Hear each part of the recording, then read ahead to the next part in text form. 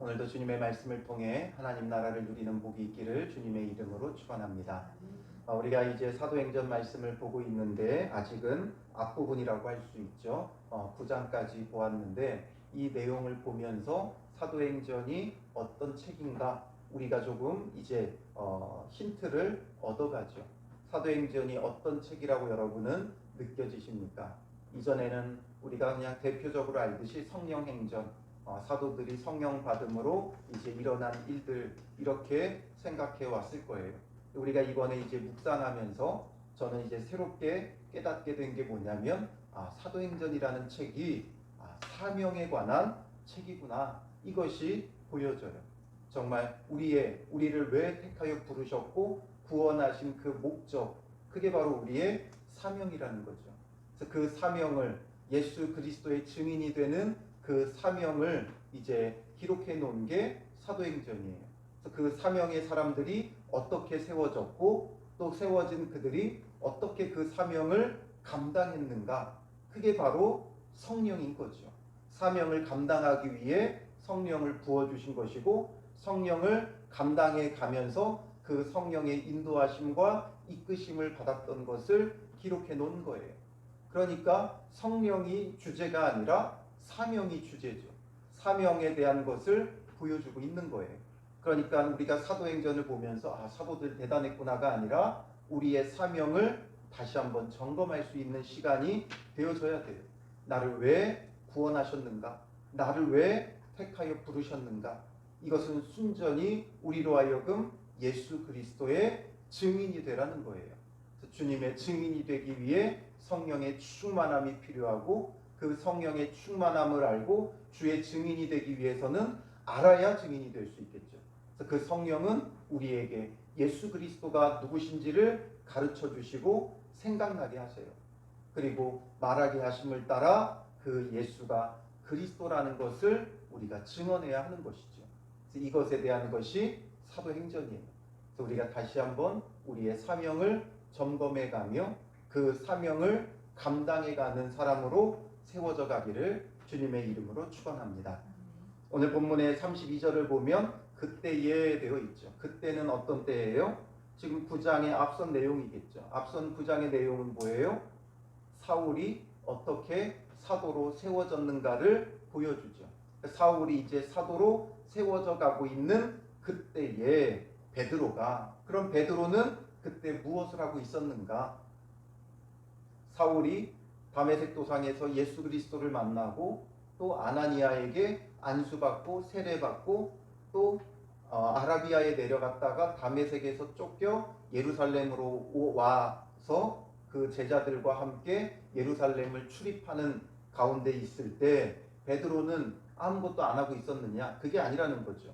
베드로는 사방으로 두루 다니다가, 그래서 이제 9장의 뒷부분은 베드로의 전도 여행에 대해서 보여주는데 이 베드로가 예루살렘에서 룻다를 거쳐 욥바를 거쳐 가이사랴까지 가게 돼요. 그런데 오늘 본문의 내용은 룻다와 욥바에서 있었던 일화를 하나씩 소개하고 있죠. 그래서 사방으로 두루 다니다가 룻다에 사는 성도들에게도 내려갔더니, 베드로가 이렇게 사방으로 두루 다닌 이유는 흩어진 성도들, 이제 디아스포라 그리스도인들을 찾아가는 거예요. 예루살렘에 큰 박해가 있어 흩어질 수밖에 없었던 그 성도들을 찾아다니면서 그들을 돌아보고 그들의 신앙을 격려하고 그들이 낙심하지 않도록 위로할 뿐만 아니라 또 그들과 함께 그곳에서 복음을 전하는 일을 하기 위해 베드로도 사방으로 돌아다니고 있는 것이죠. 그 가운데 먼저 룻다에 갔어요. 그런데 이 룻다에 사는 성도들에게도 내려갔더니 그 성도들, 그곳에 있었던 성도들, 흩어져서 그곳에 머물고 있었던 성도들을 돌아보는 가운데 33절에 거기서 애니아라 하는 사람을 만나게 되어 있죠. 애니아라는 이름은 헬라식 이름이에요. 헬라식 이름으로 찬양하다, 칭찬받는 자, 이런 뜻을 갖고 있죠. 그런데 이 애니아라는 사람을 만났는데 그는 중풍병으로 침상에 누운 지 8해라 되어 있어요. 번역상으로는 8해라고는 하는데 여덟 해라고도 번역할 수 있고 8살 때부터라는 말이 될 수도 있어요. 어떤 게 정확한지는 알 수 없지만 중풍병으로 오랫동안 누워 있었다는 거죠. 소생의 가능성이 없어요. 중풍병이라는 병을 다들 알다시피 이것은 호전되는 병이 아니죠. 의학이 발달되어 있는 지금도 호전시키지는 못해요. 더 악화만 안 되게끔 하는 거죠. 그런데 이 호전될 수 없는 병에 걸려 8년째인지 8살 때부터인지 오랫동안 그가 몸을 제대로 쓸 수 없고 침상에 누워 있을 수밖에 없었던 사람이죠. 그러니까 베드로가 그에게 어떻게 해요? 애니아야, 예수 그리스도께서 너를 낫게 하시니 일어나 내 자리를 정돈하라 말하죠. 베드로는 철저히 이게 누구의 행하심인지를 선언해요. 내가 너를 일으킨다는 것이 아니죠. 예수 그리스도께서 너를 낫게 한다. 베드로의 사명은 뭐예요? 예수 그리스도를 유대인에게 전파하는 거예요. 유대인의 사도로 하나님께서 그를 세워주셨어요. 예수님께서 그를 불러주셨어요. 그러므로 이 헬라파 유대인인 자들에게 그리스도를 전하는 거죠. 그러니 병을 고치는 것도 자기를 높이지 않아요. 자기를 드러내지 않아요. 내가 하는 것이라고 말하지 않아요. 오직 예수 그리스도께서 너를 낫게 하신다 하면서 일어나 내 자리를 정돈하라 한데 곧 일어나니 되어 있죠. 일어나게 돼요. 이 여인이 일어나게 돼요. 8년 동안 누워 있었던 여인이 일어나게 돼요. 즉시로 일어나게 돼요. 그러니까 그 결과가 뭐예요? 이 사람을 일으키는 게 목적이 아니죠. 그렇게 해서 일으키니까 이거는 과정이에요. 이 과정을 통해서 그 여인이 일어나는 과정을 통해서 일어나 내 자리로 35절에 룻다와 사론에 사는 사람들이 다 그를 보고 주께로 돌아오니라. 이게 목적이죠. 이게 목적이에요. 이게 최종 목적이에요. 이것을 위해 애니아를 일으킨 거예요. 그러니까 애니아가 일어나는 것, 중풍병이 낫는 것, 이게 우리에게는 신비하고 놀라운 일이지만 사람들은 여기에 주목할지 모르지만 그 목적은 어디에 있는가? 이건 하나의 과정이고 정류장과 같은 거예요. 그냥 거쳐가는 거예요. 이것을 통해 주님이 하고자 하시는 건 룻다와 사론에 사는 사람들이 주께로 돌아오게 하는 것이죠. 이게 바로 베드로의 사명이에요. 그리고 오늘 우리의 사명이에요. 우리의 모든 신앙, 모든 삶을 통해 주께로 돌아오게 하는 것, 잃어버린 영혼들이 주께로 돌아오게 하는 것, 이게 오늘 우리의 사명임을 절대로 놓치면 안 돼요. 그래서 먼저는 우리의 가족들, 이웃들에게 나아갈 수 있어야 하는 것이죠. 그리고 이제 어디로 가게 돼요? 욥바로 가게 되죠. 아직 룻다에 머무르고 있을 때 욥바에 다비다라 하는 여제자가 있으니, 욥바에는 다비다라 하는 여제자가 있었어요. 여제자라고 표현을 많이 하진 않아요. 그런데 여기서 여제자라고 하는 것은 그만큼 이 여인이 신실했다라는 거죠.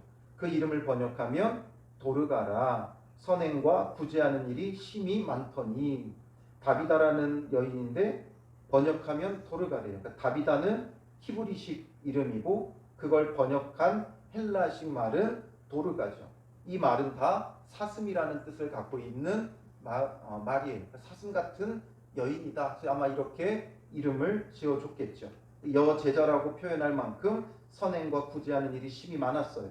그래서 그 여인이 특별히 어떤 일을 했는가 하면 39절로 넘어가 보면 도르가가 그들과 함께 있을 때 지은 속옷과 겉옷을 다 내보이거늘. 그러니까 속옷과 겉옷을 짓는 일을 많이 한 거예요. 이게 어떤 자기의 어떤 이익과 생계를 위해 했다기보다는 이 일을 통해 어려운 사람들을 도왔다는 거죠. 이것을 통해 돈을 벌었다면 어려운 사람을 도왔을 것이고, 또 이것을 통해 옷이 없는 자들, 헐벗고 굶주린 자들, 그들에게 옷을 지어 입히는 일을 했던, 선행과 구제하는 일이 심히 많았던 여인, 여제자라고 표현할 수 있을 만큼 그 욥바라는 지역에 아주 신실한 여인이었는데, 이 여인이 병들어 죽음에 시체를 씻어 다락에 누이니라 37절에 말하고 있죠. 그런 너무나도 귀한 여인이 죽은 거예요. 아마도 갑작스럽게 그런 일을 당했겠죠. 그러니까 눕다가 욥바에서 가까운지라 약 18km 정도가 되어져요. 그러니까 제자들이 베드로가 거기 있음을 듣고 두 사람을 보내어 지체 말고 와달라고 간청하여 지체 말고 와달라고 간청하게 되어지죠. 그러니 베드로가 일어나 그들과 함께 가서 베드로가 일어나 함께 가줘요. 왜냐하면 도르가라는 여인이 그만큼 중요한 여인이었겠죠. 물론 중요하지 않은 사람이 없어요. 그런데 이 욥바에 있는 성도들, 교회가 세워지는 데 있어서 아주 중추적인 역할을 하는 여인이었기에 함께 일어나 가게 되죠.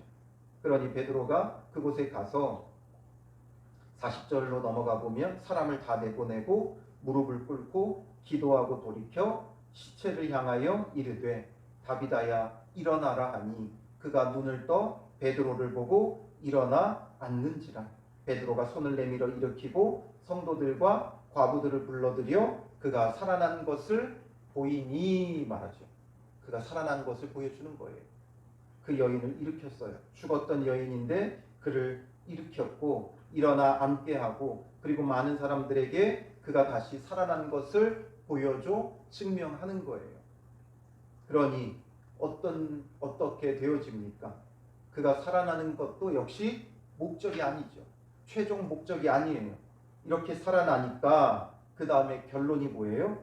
온 욥바 사람이 알고 많은 사람이 주를 믿더라.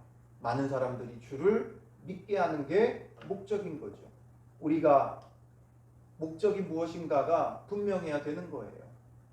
우리의 목적은 무엇인가? 베드로가 중풍병자를 고치는 것도 또 죽었던 다비다를 다시 살리는 것도 다 무엇을 위한 거예요? 예수 그리스도를 믿게 하기 위한 과정에 불과한 거죠. 결과가 아니고 열매가 아니고 그 과정에 불과해요. 지나가는 거예요. 과정은 지나가는 거예요. 이 과정을 통해 무엇을 얻고자 함이냐? 바로 예수를 믿는 자들을 얻고자 함이죠. 그래서 철저히 베드로는 그 사명을 위해 움직이는 거예요. 그러니까 목적이 무엇인지 사명이 무엇인지 분명하니까 변질되지 않아요. 변질되지 않아요. 이것을 행하려고 돌아다니지 않았어요. 병든 자를 고치려고 돌아다니지 않았어요. 죽은 자를 살리려고 돌아다니지 않았어요. 무엇 때문에 돌아다녔어요? 예수 그리스도를 전하기 위해 돌아다녔어요. 예수 그리스도를 전하기 위해 다니다 보니까 병든 자도 낫고 죽었던 자도 심지어 살아나는 일이 벌어지죠. 그러나 그것 하려고 돌아다니지 않았다는 거예요. 예수 그리스도를 전하기 위해 몸부림치는 자였다라는 것을 우리에게 보여주죠. 우리도 성령 충만하여 무엇을 하고자 합니까? 성령 충만하여 놀라운 일들을 행하고 기적 같은 일들을 행하기 원한다면 이건 이미 변질된 신앙이에요. 우리의 신앙은 철저히 예수 그리스도를 전하는 데 있어야 돼요. 무엇 때문에 기도하고 있고 무엇 때문에 열심을 내고 있고 무엇 때문에 예배를 드리고 있고 이 모든 것의 목적은 어디에 있느냐? 예수가 그리스도임을 선언하고 선포하고 전하기 위한 게 되어져야 되는 거예요. 그래서 예배를 통해 구원의 주님을 찬양하고 선포하는 거죠. 예수님이 나를 구원하셨음을 찬양하고 예배하고 선포하고 선언하는 거예요.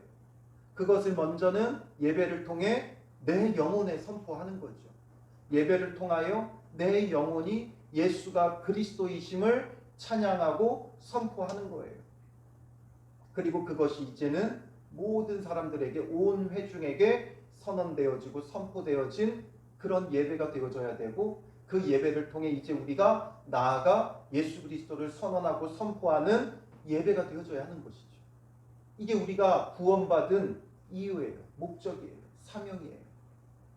이것이 우리 안에서 흔들리게 되면 나의 만족, 나의 유익 이것을 위해 우리의 신앙생활이 변질되게 되는 거예요. 오늘날도 이런 기적과 표적 같은 일들이 드러나죠. 그런데 이것이 하나의 그냥 과정으로 넘어가면 예수 그리스도가 목적이 되어지면 아주 필요한 것이 되고 유익한 것이 돼요. 그런데 사람들에게는 그렇지 않아요. 자꾸만 그것에만 매달려요. 그러니까 계속 그런 어떤 은사적인 일들만 바라보고 그런 일들을 행하여 주기를 늘 요구해요. 그러니까 변질되어지는 거예요. 그래서 우리가 은사자들이라고 부르는 그런 사람들, 신실하게 행하는 경우가 많지가 않아요. 그걸 통해 그리스도를 내세우기보다는 그걸 통해 우월한 지위를 가지려고 하고 그런 은사를 통해 사람들을 자기 아래 두고 부리려고 해요. 자기의 이익을 얻으려고 해요. 그러니까 변질된 자들이 되어지는 것이죠. 우리의 목적은 기적과 표적을 행하는 데 있는 게 아니에요. 예수가 그리스도이심을 선포하기 위해 선포하는 것이 우리의 목적이 되어야 돼요. 그러다 보면 때로는 기도의 응답에 놀라운 일들도 벌어지고 또 여러 가지 기적과 표적 같은 일들도 나타나기는 하지만 여기에 우리가 너무 목매이면 안 돼요. 그럼 우리는 맨날 그것만 하러 돌아다녀야 돼요. 그래서 예수님도 은밀히 하셨죠. 드러내지 말라고 하셨고 알리지 말라고 하셨어요. 그렇다고 해서 안 드러납니까? 그렇다고 해서 안전해집니까? 거기에는 다른 뜻이 있는 거예요. 이것이 목적이 되지 말라는 거죠. 이것을 자꾸만 드러내려고 하는 것과 드러내려고 하지 않는 것은 다른 거예요. 왜냐하면 드러내다 보면 사람은 변질되게 되어 있어요. 그것만 쫓게 되어 있어요. 어쩌다 하나님께서 주신 은혜인데 그것이 마치 우리의 일상이 되어야 하는 것처럼 사람들은 변질되어지는 거예요. 그래서 목적이 어디에 있는가? 우린 이걸 보고 이게 목적이 되어져야 되는 거죠. 정말 목적이 되어야 할 게 목적이 되어야 되고 사명이 되어야 할 게 사명이 되어져야 하는 거예요.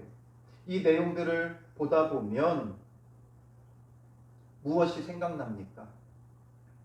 이 내용을 보다 보면 베드로가 루다에서 에니야를 낫게 하고 욥바에서 죽었던 다비다를 살리고 이 내용을 보다 보면 베드로에게서 뭐가 보여요? 예수님이 보이죠. 아, 우리 예수님, 우리를 위하여 십자가에 죽으시고 부활하시고 승천하신 그 예수님의 모습을 이제 베드로가 이어가고 있는 거예요. 이게 바로 요한복음 14장 12절의 예수님의 예언이었죠. 내가 진실로 진실로 너희에게 이르노니 나를 믿는 자는 내가 하는 일을 그도 할 것이요 또한 그보다 큰 일도 하리니 이는 내가 아버지께로 감이라.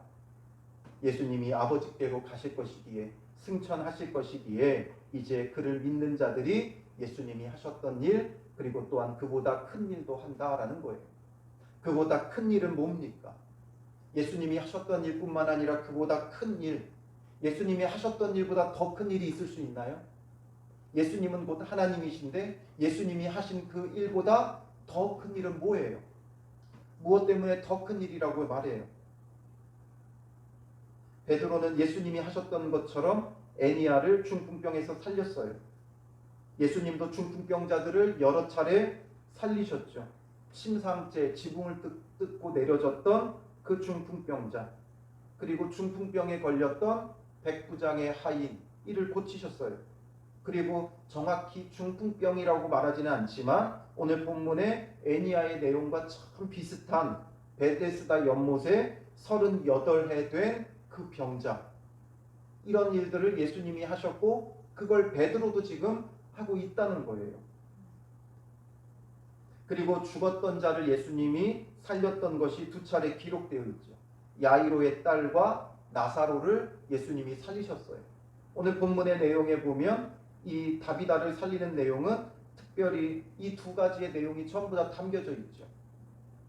마리아와 마르다가 예수님께 사람을 보냈던 것처럼 죽은 나사로 때문에 지금 제자들이 두 사람을 보내어 지체 말고 와달라고 요청하는 것과 비슷하고 또 야이로의 딸처럼 사람들을 다 내보내고 그만 독대했죠. 그때 예수님은 베드로와 요한만 데리고 들어가셨어요. 그것을 보았던 베드로는 예수님이 하셨던 그 일 그대로 도르가를 다비다를 살리게 되어지죠. 예수님이 하셨던 일 그대로 했어요. 그런데 그보다 더 큰 일은 뭐예요? 이것을 통해 그를 보고 주께로 돌아오니라. 많은 사람이 주께로 돌아오게 하는 것, 예수가 그리스도라고 선언하는 것, 이게 그보다 큰 일인 거예요. 우리가 해야 된 것, 정말 큰 일은 바로 예수가 그리스도이심을 선포하고 믿게 하는 것, 복음을 전하는 것, 이게 바로 더 큰 일이에요. 우리는 이것이 우리의 사명이 되어야 돼요. 이런 기적 같은 일들, 너무나 크고 놀라운 일들이죠. 그런데 이것이 목적이 아니라 그것보다 더 큰 일, 예수가 그리스도이심을 선언하고 선포하는 것. 사람들이 나에게 집중하는 것이 아니라 예수 그리스도에게 집중하게 하는 것, 이게 더 큰 일이에요. 그래서 마가복음 16장 17절 18절에는 믿는 자들에게는 이런 표적이 따르리니 하면서 표적들이 믿는 자들에게 나타난다는 거예요. 왜? 예수님이 말씀하시는 거니까. 이걸 사도행전 1장 8절에는 좀 더 상세히 말했죠.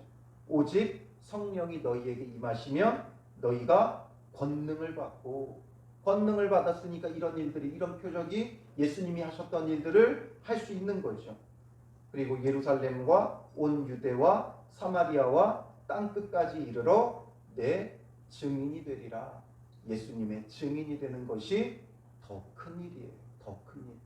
우리는 이 더 큰 일이 우리의 사모하는 바가 되어야 되고, 우리의 사명이 되어야 되고, 목적이 되어져야 돼요. 이걸 위해 사도행전이 있는 거예요. 주님의 증인 되는 것. 이게 더 큰 일임을 우리는 기억해야 되고, 그 일을 위해서 살아가야 되는 것이죠. 그래서 다시 한번 우리의 사명을 점검해가며 이 사도행전 말씀을 묵상하고 주님 안에서 우리가 참된 사명자로 세워져 가야 하는 거예요. 그리고 이제 온 요파 사람이 알고 많은 사람이 주를 믿게 되어지고, 43절에 베드로가 요파에 여러 날 있어 시몬이라 하는 무두장이 집에 머무니라. 이런 일들을 왜 사울의 일과 함께 9장에 묶어놨는가? 어떻게 보면 내용적으로 다르니까 사울에 대한 내용은 9장, 베드로에 대한 내용은 10장 이렇게 나눠도 되는데 9장 안에 한데 묶어놨어요. 그 이야기는 사울의 이야기와 이 이야기가 별개가 아니라는 거죠. 왜 별개가 아니냐면 이제 룻다, 그리고 요빠, 그리고 그 다음에 이제 이 뒷부분에 보면 가이사랴로 베드로가 돌아다니며 복음을 전하죠. 그러니까 이 모든 것이, 9장의 내용의 모든 것이 결국 무엇을 이야기하느냐? 이방까지 복음이 땅끝까지 전해지기 위한 중간 단계임을, 준비 과정임을 보여주고 있는 거예요. 그래서 복음이 예루살렘에서 온 유대에서 또 사마리아로 온 이스라엘로 퍼져나가고 이제 이방으로 넘어가기 바로 직전에 이 준비 과정인 거죠. 그래서 복음이 확산되어져 가고 있고, 그리고 베드로는 어디에 머물렀어요? 무두장이 집에 머물렀어요. 무두장이는 가죽을 다루는 직업을 가진 자죠. 그러니 죽은 짐승의 가죽을 취급하고 가공하는 직업이기 때문에 죽은 짐승을 만져야 되는 부정한 직업 중에 하나였어요. 유대 전통을 따라서는 부정한 직업 중에 하나죠. 그러니까 장로들의 전통이라고 하는 미시나에 보면 무두장이 남편을 둔 아내는 그 이유만으로도 이혼을 할 수 있었다 그래요. 왜냐하면 부정한 직업이니까 얼마든지 이혼을 요구할 수 있는 정도로 여겨지죠. 그런 부정한 직업을 가진 자 집에 베드로가 들어가 머물렀다는 거예요. 그건 이제 유대 전통을 베드로도 점점 뛰어넘고 있다는 거죠. 그러나 아직은 한계가 있어요.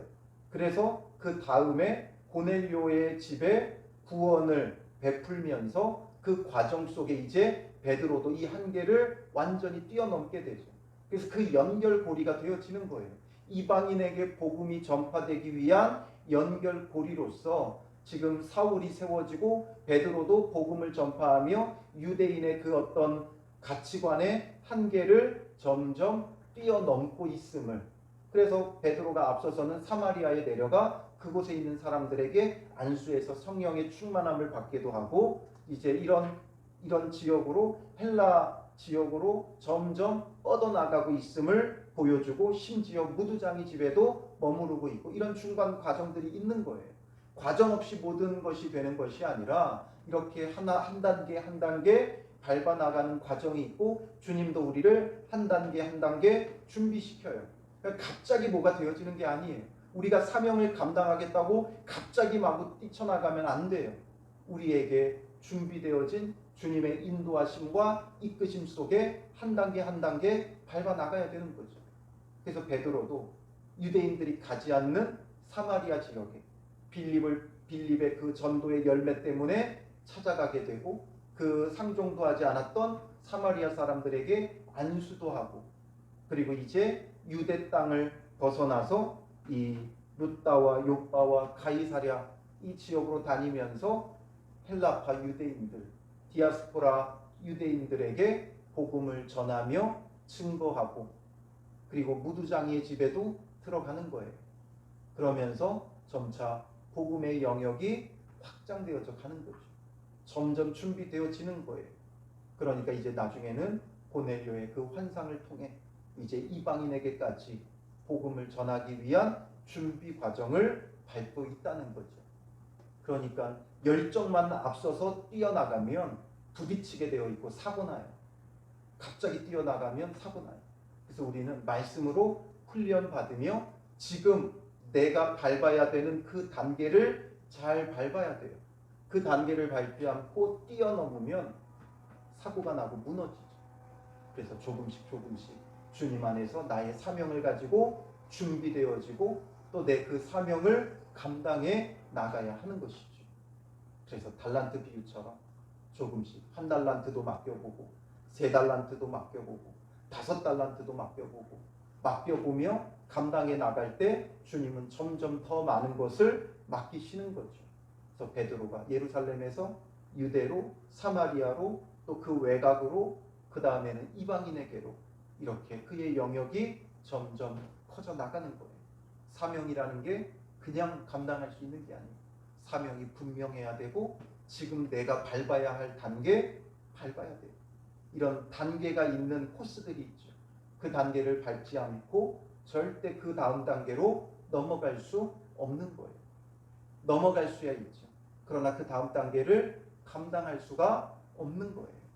그래서 내가 지금 밟아야 될 단계 우리가 차근차근 밟아 나가며 우리의 사명을 감당하는 믿음의 사람들 되시기를 주님의 이름으로 축원합니다. 기도하겠습니다. 살아계신 아버지 하나님, 우리에게 사도행전의 말씀을 보게 하시고 성령으로 충만하게 하시며 우리를 새롭게 하시는 은혜에 감사합니다. 그러나 여기에 머무르지 말게 하시고 이 목적이 무엇인지, 어떤 사명 때문에 이런 일들을 주님께서 우리에게 주시는지 깨달을 수 있는 시간들 되게 하옵소서.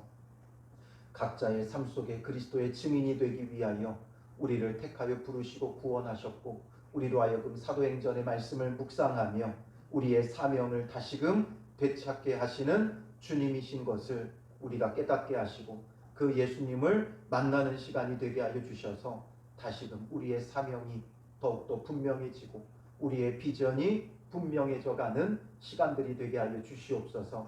또한 우리의 이 사명을 위해, 비전을 위해 오늘 우리가 밟아야 할 단계가 무엇인가를 보게 하시고, 오늘 세우신 그 자리에서 내가 받아야 할 훈련들을 성실히 감당하게 하시고, 주님 안에서 훈련되어지고 연단되어 정금 같은 믿음의 사람, 정금 같은 사명의 사람 되어 베드로처럼 또한 바울처럼 주님 앞에 세워져 가는 은혜가 있게 하여 주시고, 우리를 통해 주님 무엇이 주님이 원하시는 일인지를 기억하게 하여 주셔서 기적과 표적이 우리가 원하는 것을 이루는 것이 우리의 목적이 되지 말게 하여 주시고, 온전히 예수 그리스도가 증거되는 것이 우리의 목적이 되게 하여 주셔서 예수가 그리스도이심을 선언하고 선포하는 신앙생활과 삶을 영위하는 복된 믿음의 사람들이 되게 하여 주시옵소서.